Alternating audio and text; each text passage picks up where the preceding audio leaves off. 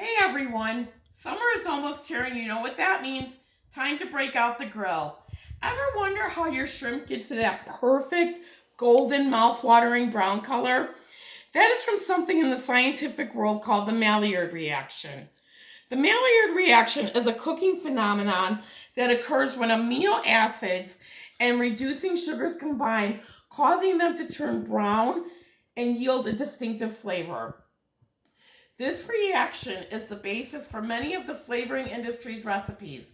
In the cooking process, Maillard reactions can produce hundreds of different flavor compounds depending on the chemical constituents in the food, the temperature, the cooking time, and the presence of air. These compounds, in turn, often break down to form yet more flavor compounds. Flavor scientists have used the Maillard reaction over the years to make artificial flavors. I conducted an experiment with baking soda and shrimp to see the different reactions I could create. I used 20 shrimp and coated them with salt. I let them sit for about 20 minutes, marinated them in garlic, and then in baking soda. They were then rinsed and cooked in a cast iron skillet, which was coated with spray corn oil. In science and research, an attribute is the characteristic of an object. The first step in conducting a Maillard reaction is to determine your attribute variable or pH factor. The pH factor in food is an essential parameter because of its relationship to food characteristics such as texture, flavor, and aroma. The more alkaline you put on a protein, the more it accelerates a reaction. This controls the outcome of the other two factors I will discuss, which is our constant and continuous variables. In my experiment, I used 1 tablespoon of baking soda versus 2 tablespoons, and I then cooked them at 350 degrees temperature and at different times.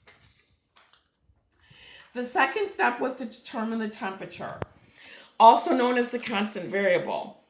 A constant is a variable whose value cannot be changed once it has been assigned. Maillard reactions generally occur above 285 degrees.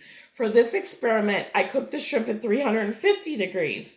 Until the Maillard reaction occurs, meat will have less flavor.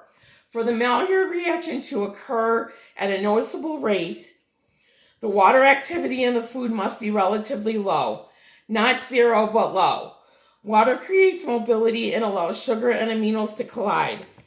At a higher temperature, caramelization, which is the breakdown or browning of the sugars, and subsequently pyrolysis, which is the burning of food, will occur.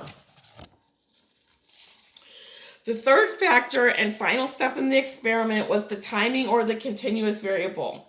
In this case, the variable on my chart was given at different intervals. We used 30, 45, 60, 75, and 90, cooked it to 350 degrees. The higher the amount of baking soda we used and the longer we cooked it, the browner the shrimp became.